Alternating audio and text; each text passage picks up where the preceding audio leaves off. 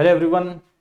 Ramzan offer में जो आप लोगों को बीए फॉरेन लैंग्वेज का हम लोग कोर्स अवेलेबल करा रहे हैं, ठीक है, उस कोर्स में आप लोगों के लिए क्या क्या चीज़ें दी जाएंगी, क्या क्या चीज़ प्रोवाइड कराई जा रही है और वो क्या चीज़, जो भी चीज़ आपको दी जा रही है, क्या वो सफिशिएंट रहेंगी आपके एग्जाम के लिए।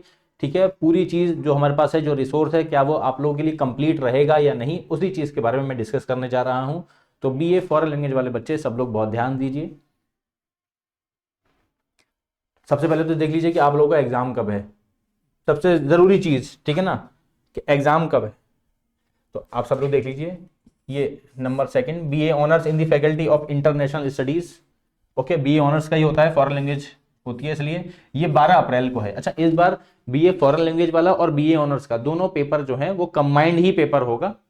ठीक है, अकॉर्डिंग टू दी मेरिट फिर बच्चे को सब्जेक्ट अलॉट किया जाएगा। जिस तरीके से होता है कि अगर कोई बच्चा बहुत अच्छे नंबर लेकर आएगा, क्योंकि बीए फॉरेन लैंग्वेज की merit comparatively to B honours थोड़ी ज़्यादा जाती है, तो अगर आपके नंबर अच्छे हैं तो कोई बच्चा चाहता नहीं मैं बी ऑनर्स लेना चाहता हूँ, तो आप किसी वो बीए फॉरेन लैंग्वेज में लेना चाहता हूँ तो आप फॉरेन लैंग्वेज ले सकते हैं।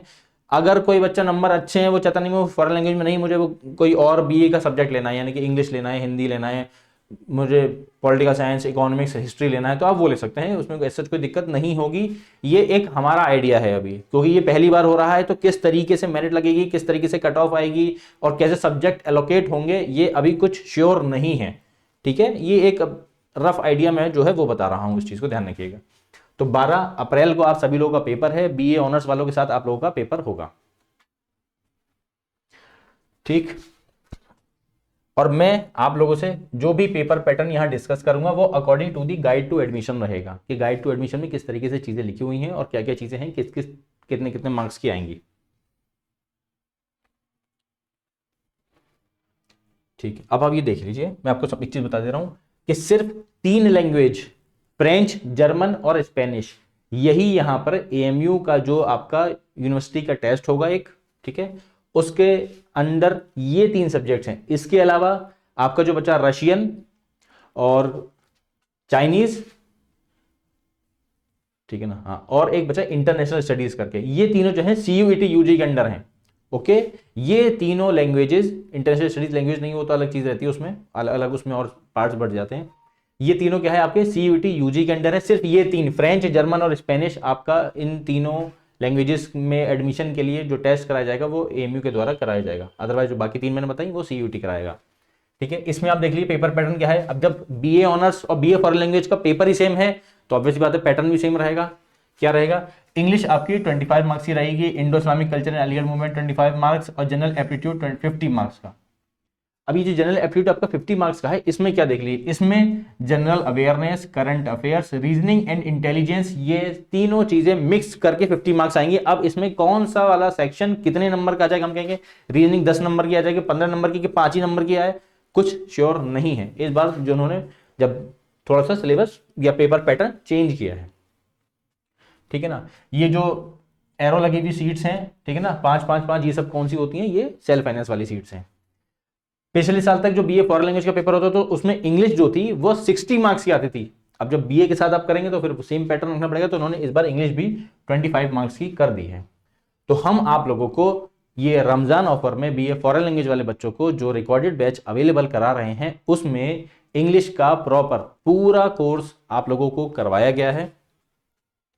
ठीक है, जो भी टॉपिक्स हैं वो सब आप लोगों को अवेलेबल होंगे, किसी भी टॉपिक में कोई दिक्कत नहीं होगी। सारा टॉपिक, जितने भी टॉपिक्स हैं सब एकदम क्लियरली एक्सप्लेन करके दिए गए हैं।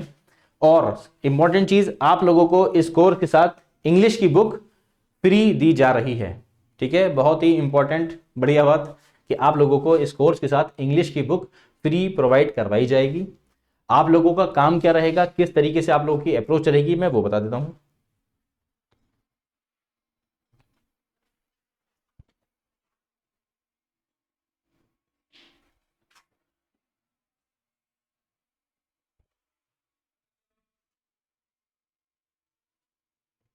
जो मैंने जो कोर्स है आप लोगों का वो क्या है, ठीक है ना, उसके अकॉर्डिंग आप लोगों को सबसे पहले इंग्लिश का पूरा कोई चैप्टर या टॉपिक जो है उसको पढ़ना है।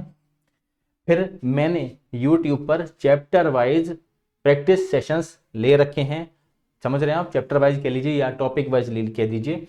इस साल भी और पिछले साल भी आपको वो प्रैक्टिस सेट्स या जो प्रैक्टिस सेशंस हैं उनको अटेंड करना है। उसमें मैंने ये बताया है कि जो भी टॉपिक्स हैं या जो चैप्टर्स हैं उस पे से किस तरीके से क्वेश्चंस बनते हैं और आपको किस तरीके से क्वेश्चंस को अटेम्प्ट करना है। आप लोगों का अप्रोच क्या रहना चाहिए जब आप क्वेश्चन पढ़ें कि क्वेश्चन में क्या क्या चीज़ें पूछी गई, किस तरीके से करवाया गया है। यूट्यूब पर आपको सेशंस मिल जाएंगे 2025 और 2024। 25 का मतलब ये 25-26 और 24-25 वाला।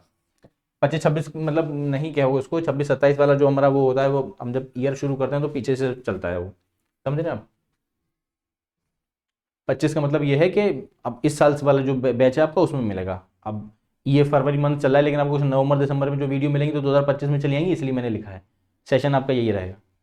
फिर YouTube के बाद जो आप लोगों को बुक प्रोवाइड करवाई जाएगी उसमें से जा करके जो प्रैक्टिस क्वेश्चंस हैं वो अटेम्प्ट करने हैं आपको, ठीक है। फिर बुक से आप जाकर के प्रैक्टिस क्वेश्चंस को अटेम्प्ट करेंगे। यही आप लोगों का अप्रोच रहना चाहिए किसी भी चैप्टर को कंप्लीट करने के लिए। पहले आप चैप्टर की सारी जो भी डिटेल्स हैं उनको अच्छे से क्लियर करेंगे, फिर आप लोग यूट्यूब पर जाके प्रैक्टिस सेशन देखेंगे कि उस चैप्टर से किस तरीके से क्वेश्चन पूछता है और किस तरीके से बच्चा जो है वो फंसता है, ठीक है ना। वरना बेसिक नाउन से भी क्वेश्चन पूछ लेता है, वो वर्ब से भी पूछ लेता है। तो नाउन और वर्ब बहुत बेसिक हम लोग बचपन में 5th 6th पढ़ते आ रहे हैं, तो उसमें दिक्कत कहाँ होती है, बच्चे को परेशानी कहाँ होती है, ठीक है ना। फिर आप लोग जब YouTube पर वो अप्रोच देख लेंगे फिर आप बुक से जाकर के उन क्वेश्चंस को अटेम्प्ट करेंगे और अपने सारे डाउट्स क्लियर करेंगे, ठीक है। आई होप कि सब लोगों को समझ में आ गया होगा कि हम लोग जो यहाँ पर आप लोगों को कोर्स अवेलेबल करा रहे हैं उसमें क्या क्या चीज़ें हैं। मैंने इंग्लिश के ऊपर बात करी है, अकॉर्डिंगली जो और टीचर्स हैं वो आप लोगों से अपने अपने सब्जेक्ट्स पर बात करेंगे। मैंने आप लोगों को एक प्रॉपर वे ऑफ अप्रोच बता दिया कि किस तरीके से किया जाना चाहिए, ठीक है। आई होप कि सब लोगों को समझ में आ गया होगा। Thank you very much.